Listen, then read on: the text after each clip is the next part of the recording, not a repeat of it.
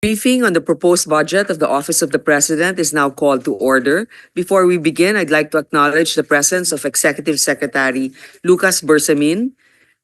Good morning, sir. And of course, the OP team. And for orderly procedure, we will first ask the Office of the President to present their budget, after which we will open the floor for questions, beginning, of course, with the leadership. And then in order of arrival, may I ask the committee secretary to please read the names of our resource persons present. Thank you, Madam Chair. Good morning, Your Honors, and to all our guests. Allow me to introduce our resource persons present in today's budget briefing. From the Office of the President, Executive Secretary Lucas P. Bersamin, Deputy Executive Secretary Annalisa G. Logan, Deputy Executive Secretary Amante A. Liberato, Deputy Executive Secretary Alexander Flores, Undersecretary Al-Azri Muhammad Sali, Assistant Executive Secretary Cynthia A. Vergara, Assistant Executive Secretary Neil Vincent Bainto, Assistant Secretary Gabriel Lorenzo Ignacio, and Executive Director Ernesto C. Torres Jr. We also have representatives from the Commission on Audit, Supervising Auditor Joey I. Bernardino, and from the DBM, Acting Director Lulu Vispo. That is all, Your Honor. Thank you.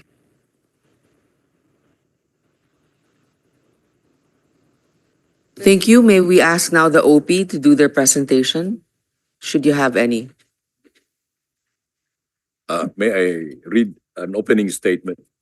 Yes, of course, Executive Secretary. Go ahead, please. Madam Chair and the honorable members of this committee, the Office of the President is privileged to present, explain, and seek your support for our proposed budget for fiscal year 2025.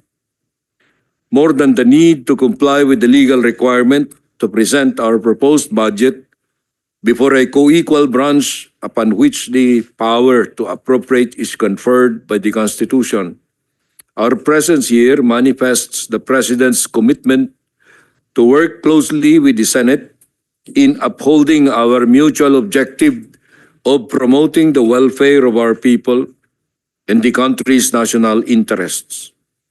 Your Honors, the President values the cooperation between our branches in the fulfillment of our common goal of development.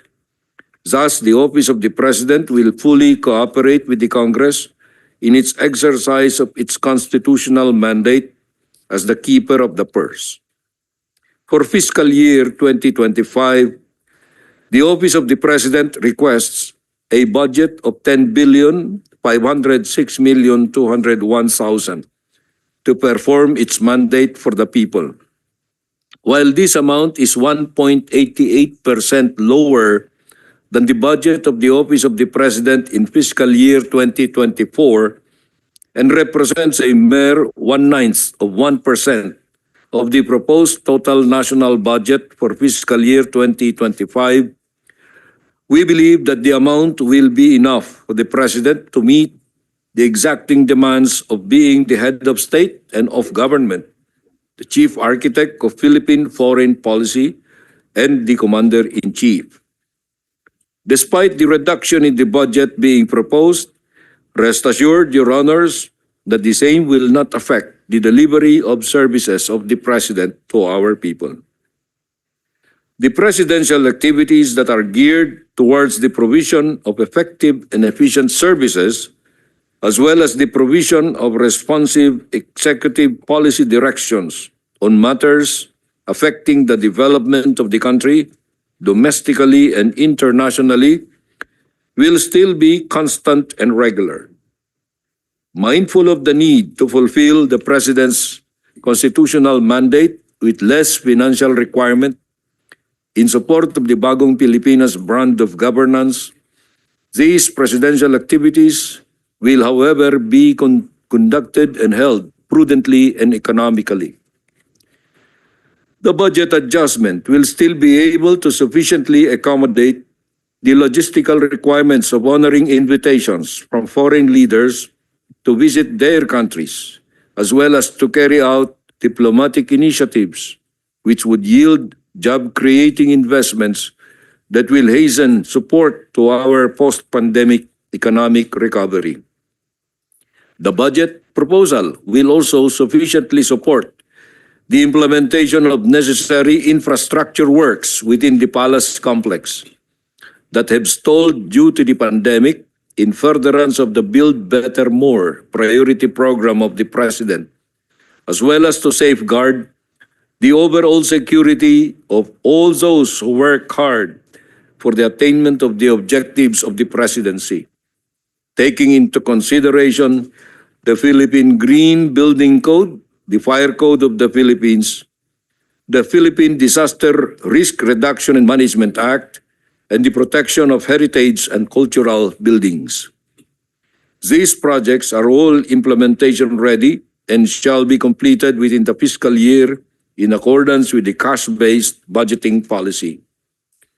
Your Honors, before we present the charts that explain our proposed budget in detail, let me just point out that as in the previous years, we crafted this budget within the parameters and process set by the Department of Budget and Management.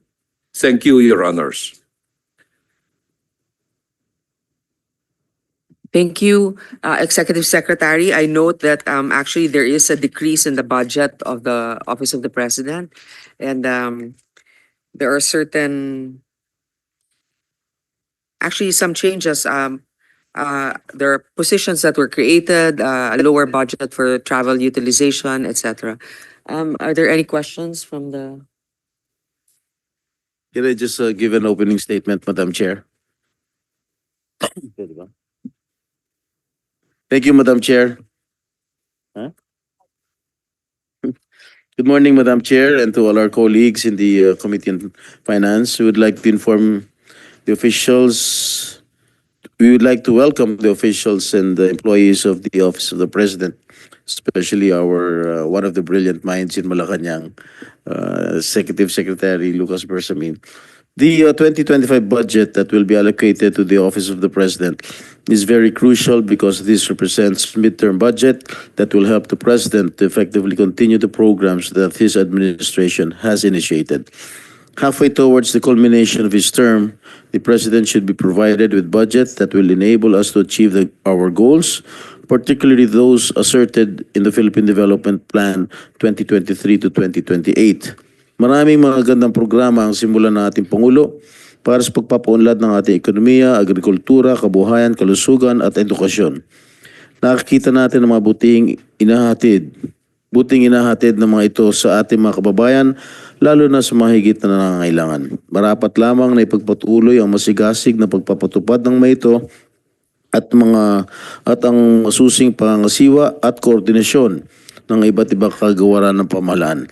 Ang lahat na ito ay nakasalalay sa responsableng pagkumpas at pagtitimo ng ating Pangulo at ng kanyang tanggapan. Madam Chair, despite the reduction in next year's post-budget, the Office of the President commits to remain steadfast in delivering its mandate to the Filipino people.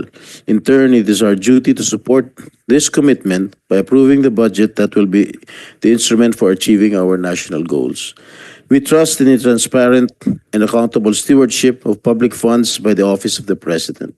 In the spirit of extending parliamentary courtesy to the head of a co-equal branch of the government, I move that we terminate the briefing on the proposed 2025 budget of the Office of the President and that it be deemed submitted to plenary. I so move, Madam Chair. Madam Chair, I second the motion of our Senate Pro Tem.